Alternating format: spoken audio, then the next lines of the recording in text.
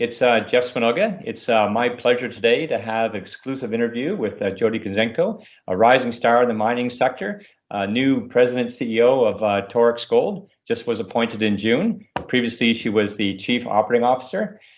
Jody has about 20 years of mining experience, previously working at Vale, formerly Inco. She also has a law degree and a honors BA from McMaster. So Jody, real pleasure having you here today, or virtually here today. So yes, thank you so much for having me, Jeff. I appreciate the opportunity. Yeah, excellent. So just a few questions, if you don't mind. You know, I'm big on culture. I know you are, and just wondering how important is culture at Torex Gold to achieve its goals? Yeah, I mean, Jeff, I think workplace culture is absolutely critical. And the reason I say this is that mining is a complex industry. Taking rock from the depths of the earth and transforming that into saleable product at a profit and doing that safely, that's complicated work. And one of the most complicated things about it is that it takes a lot of people to do it. And when I contrast that to sort of other areas of work that we think are complicated, like brain surgery, for example, very complicated, but only takes a handful of people to do it. And so when you're trying to organize 5 people, I would argue that workplace culture doesn't matter that much. When you're trying to organize a couple of thousands of people and getting them moving in the same direction, working safely, understanding the workflow that's coming to them and going away from them, then I would say workplace culture matters a lot to how much it costs, how efficiently you get that done. And from the very beginnings, Torex understood how critical it was to create a workplace culture that was productive and profitable and safe, particularly against the social backdrop of a complex part of the world like Guerrero, Mexico, which is where we operate. From the outset, we've been deliberate and systematic about creating a culture where employees are engaged. All sorts of definitions of engagement, but to us that means an employee comes to work every day and willingly gives the best they've got. Whatever you got, you give it to us every day. And for us, it started with choosing a framework. For us, the framework is called systems leadership. There are entire books written about systems leadership, but put simply for the purposes of this interview, when I think about that, I think of about a series of interconnected models that when used correctly empowers team leaders to be effective leaders and use the tools available to them. What are the tools of systems leadership? Leadership behaviors, systems of work, and symbols. And when those 3 things are understood and used against the backdrop of these models, it's possible to create a workplace where a couple of thousands of people willingly give the best they've got. And our systems leadership models, we don't use them in isolation. We use them against the backdrop of deeply held values. For us at Torex, values don't get written and rewritten by executives on an annual basis in a room somewhere. The values have been the same since we've started and will remain that way. They won't change. And what systems leadership says is that there are 6 universal values: trust, love, courage, dignity, honesty, and fairness. And we believe that when you operate on the left-hand side of that values continuum and you try to show up that way in every interaction you have with people, inside the company and outside the company, that creates a positive workplace culture. I would say the results of our effective workplace culture speak for themselves. In 2019, we had record production. Our safety performance is a record this year, not only in the company, but I would say since the benchmark for industry. We are closing on 8 million hours lost time injury free. We've built excellent relationships with local communities, with regulators, and with all stakeholders. And through this COVID crisis, you see our workplace culture really shine through. As we've implemented new controls and have asked things of our employees that we had never before asked, they are rising up and rising up together to really deliver. And I think that's a testament to the workplace culture we have at Torex Gold. Wow, that's excellent, Jody. You know, I mean, we always talk about culture being more important than strategy, or even following from you know, leading to a strategy, and then how values embedding them into decision making is always extremely important and observable. So another question, just on on sort of ESG, long-term value. License to operate, it was our number one sort of risk or opportunity, if you want to call it, in metals and mining this year and actually last year. So want to ask you about how do you operate in this sort of increasing importance of stakeholder relations and in the new environment? Yeah, I mean, Jeff, your report is widely regarded to be a testament to the fact that ESG risks are becoming front and center for mining companies.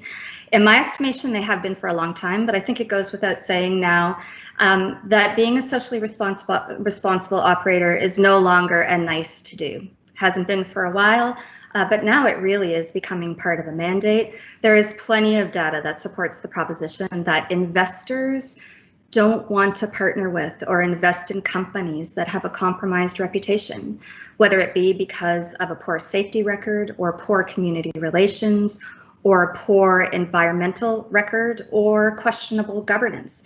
And on the flip side, there's plenty of evidence that says investors want to do business with companies that are viewed to be best in class in the ESG space, as do customers, as do suppliers, and as do prospective talent. People want to go to work for a company that they can say do good things. Mm-hmm. And for Torex, I can say hand on heart that social license isn't just about business advantage. For us, it is the way we carry ourselves. We, part of our business philosophy is that, yes, we will deliver value for shareholders. That is absolutely a requirement, but we will do so in a way that improves society and makes a positive difference in the lives of people. I'm very proud to say that literally from nothing, an asset has been built up in Guerrero State of Mexico that has delivered economic prosperity to literally thousands of people. We've won awards for the resettlement of 2 villages that were associated with our communities, built homes for 167 families. I'm pretty pleased to say that 99% of our workforce comes from Mexico and a full 70% comes from Guerrero. 88% of our procurement spend is within Mexican companies. So that is a testament to our commitment to the local area. We have other examples as well. We have agreements with 11 local communities that we call CODACOPs. They're special agreements. We don't have one homogenous community of concern. We have 11.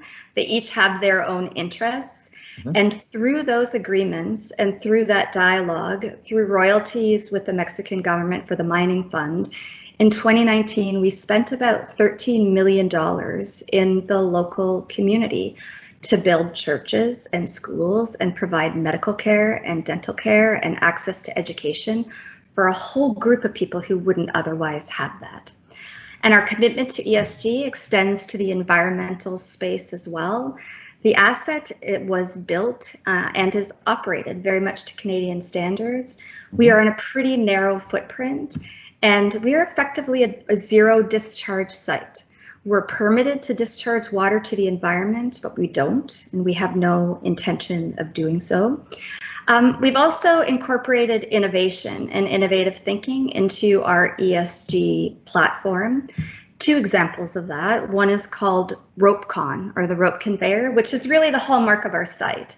And so if you fly over or drive in, you will see a 1.3 kilometer long conveyor bridging a 400-meter delta from the top of our pit to our processing plant.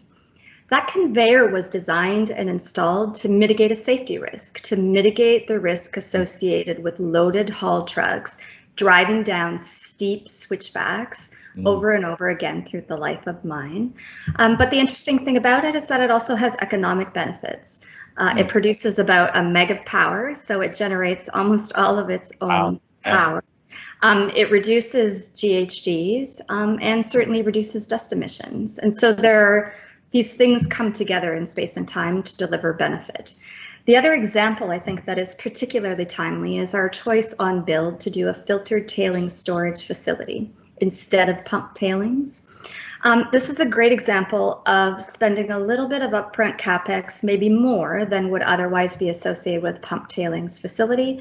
But we thought that upfront spend was well worth mitigating the long-term ESG risk associated with tailings catastrophes that have become all too prevalent in the industry. Another thing about filter tailings is that compared to usual tailings impoundments, we use about 1.5 million cubic meters water less than is the case with traditional impoundments. And so in a seismic area, in an area where we wanted to contain the footprint, mitigate the risk associated with potential dam failure, and not overuse water, it was clear to me that filter tailings storage facility was the right choice and continues to be. So decisions such as these are examples of how, from the very preliminary stages of design, then build, and through to operations, how ESG is certainly front and center for our company. Yeah, that's great. I mean, and just touching on the point about innovation, you know, in the rope use of RopeCon, the use of filter tails, and now you've got, well, not now, but you've been working on Muckahi as as another innovation initiative, if you want to call it that. And maybe if you could describe a bit about Muckahi for us, that'd be great. Yeah, absolutely. I mean, no interview with any Torex exec would be complete without a discussion on Muckahi. There's no doubt in my mind that Muckahi has the potential to be a game changer, not only for Torex, but for the mining industry more broadly. A little bit about what it is, Jeff. The Muckahi mining system is a proprietary innovation to Torex. It's been in design for years and now is in very much active testing in our Elimo deep deposit in Mexico. So we actually have equipment hung and working there. Talk about bringing a vision into reality. And in terms of what the innovation is, where a traditional underground mine uses scoops and haul trucks to carry ore to the surface in a batch or a discontinuous process, the Muckahi system uses roof-mounted monorail-based equipment that then carries ore out in a conveyance process or a conveyor that provides for the continuous transport of ore instead of batch transport. A full Muckahi mine is expected to be all electric because the equipment can be plugged into the wall, literally powered by the grid or with batteries. With no diesel trucks or other heavy equipment, CO2 emissions are expected to be reduced by as much as 95% from conventional mining techniques. And we also think it has the opportunity to deliver a material CapEx benefit and a material OpEx benefit. Why? Because when equipment is hung from a monorail from the back of the tunnel, you can drive tunnels 4 times as steep as conventional. When you can drive them 4 times as steep, you can cover the same elevation change in a quarter the distance. And so all of that tunneling gets reduced. The tunnels themselves are smaller without all of the rubber tired equipment, without all of the inner workings of ore passes and chutes to get ore to the bottom of the mine and then skipped back up. All of that represents what we think would be up to a material improvement in CapEx and OpEx. We think that up to 30% could be saved on both. And so we're very excited about this technology, both at Torex and the opportunities it opens up in terms of M&A and mining in other areas with brand new mining processes.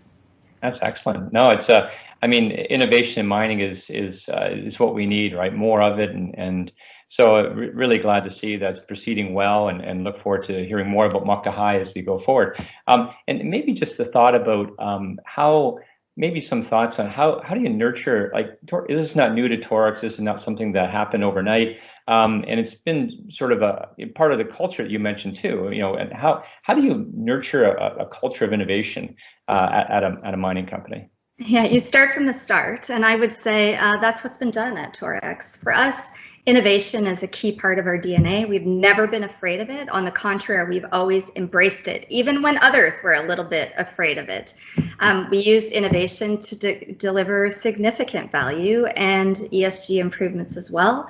I think there are a couple of key things that go into building a culture of innovation. It comes from fundamentally from having the courage to do things differently. So courage is key. Yeah. It comes from an eternal dissatisfaction with the status quo.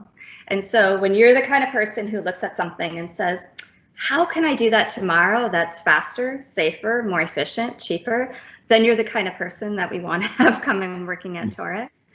It comes from a focus, I think, Jeff, of not just looking at the operational side of the business, but if you really want to embed it in your culture, get it across the entire business, including functions as well. So that challenging sort of thinking.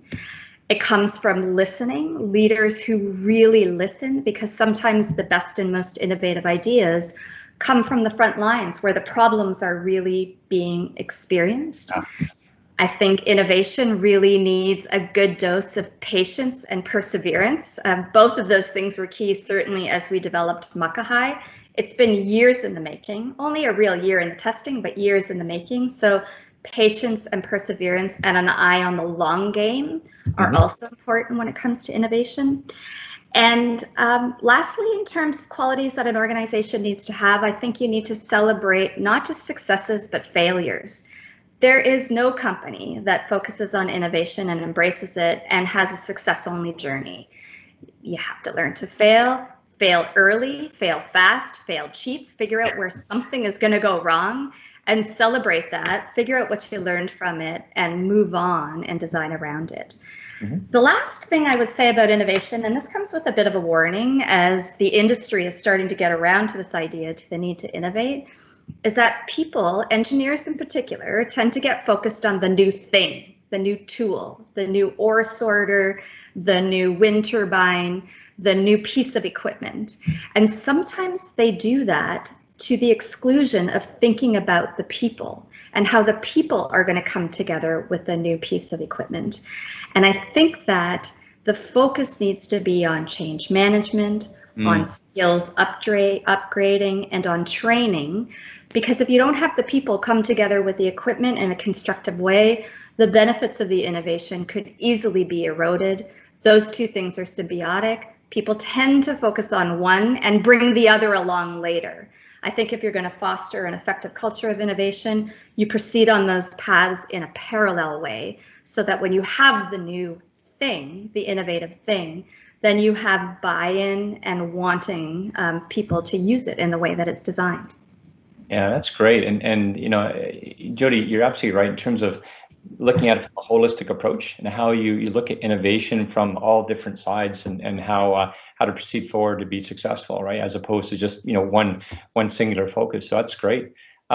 You know, Torex has got a lot going for it, right? It's been very successful in the past, and you know, due to the culture you mentioned, the innovation you have as well. But maybe let's talk about the future a bit. What kind of excites you about the future of Torex right now? Oh man, what doesn't excite me about the future of Torex? I'll start there.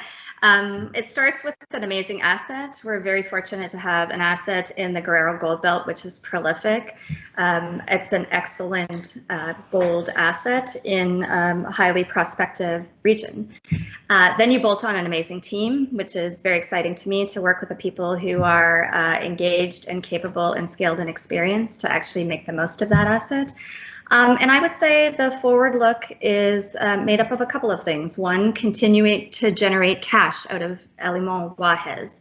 It is widely known to be best in class in terms of margins and cash production. So we will continue to do that. Continue with our track record of health and safety, best in the industry, I would say. So we are looking to have 8 million hours turn into 9, and then 10, and then another year lost time injury free. In the midterm, we're looking to de-risk and build up Media Luna. That new asset is in a feasibility study now. We expect that to be out to the market the middle of next year. We are looking to prove up Muckahai and come to the end of this innovation and really start to capitalize on it. And so building the asset in Media Luna, giving ourselves a long life in Guerrero, Mexico, using that cash and the new technology to then look at growth opportunities to acquire other assets outside of Mexico that enable profitable and productive geographic diversification. So in doing that, I would say over the next 10 years, we see Torex becoming one of the lead gold companies in the world. What's not to be excited about that? Wow, that's great. That's Yeah, really good. Yeah. exactly. Maybe one last question. For women in mining, it's really mining is a great industry, and we need to attract great people to continue with the innovation, the culture, everything that's hopefully going for us in mining. We want to keep it going. And someone like yourself who has had a very successful career and risen through the ranks, and now the top position at a public company, and an exciting future, as you mentioned. What sort of advice would you give for women in mining? Oh, Jeff, I get asked this question a lot. A lot. And my answer is that I generally give young men and young women the same advice: work hard, work with purpose, and stay true to your values. And so when I say work hard and stay true to your values, I think most people understand that, but I do want to explain what I mean by work with purpose. I don't mean the small and narrow purpose of whatever task you happen to be assigned on any given day. Get this study done, prepare this report, hit this production target. Those things are important and they're necessary, and I would argue that they're insufficient to having an excellent lifelong career in mining. When I talk about working with purpose, I talk about getting into a bigger game. Get into a bigger game, build constructive relationships, make a positive difference in the lives of the people that you touch, leave the planet a little cleaner than you found it, and contribute to that bigger goal that Torex is enrolled in about making a positive difference in society. As miners, we got to go where the metal is. And when you get there, you find all sorts of different social conditions. And so that needs to be the platform from which mining operates. We'll produce revenue, we'll make an important product for the planet, and make a positive difference in society. Now, I do have specific advice for women, and this is gender specific, I think. What I would say to them, and do say to them, is be brave. Be brave. Reach beyond what you think you can do. It seems that in society, in at least the culture I grew up in Canada, we raise up young men to have the courage and the confidence to try new things.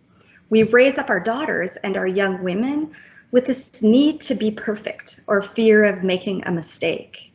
And I think that fear of mistakes and that fear of, oh my God, I need to be perfect, can inhibit women from some important things, like applying for a job that is a bit beyond your reach, is a bit beyond your level of comfort or knowledge. And so my advice to women is be brave. When I think about taking on new challenges, I read an article a while back that really stuck to me and said, think about a new challenge or a new job and the rule of thirds. 1/3 of it should be comfortable, something that you know or something that you're expert in. 1/3 of it should be a stretch, something that you have to read about or get acquainted with to feel comfortable in it. And 1/3 of it should be absolute white knuckle terror, something that scares you and that you're willing to do it anyways, because when you take on those sorts of challenges, that is when you truly grow and develop and attain new heights. So to the young women coming up in mining, push yourself beyond what you think you can do, apply for those jobs, seek out mentorship, obtain mentorship, and just categorically reject this notion that you have to be perfect or not make mistakes. And I think when young women start doing that, and there are a lot of them coming up, these more and more talented women will earn their rightful places at the top of organizations and boards in the mining industry, and we will see those numbers start to balance up. Be brave. That's great, Jody. That's insightful advice, and that's really good. Well, I want to thank you for this tremendous interview. It's been a real pleasure, being part of this the thought process you think about in terms of innovation and culture and the future of Torex Gold. So again, thank you very much, Jody Kuzenko, CEO, President of Torex Gold. Thank you very much. Thank you, Jeff. Okay.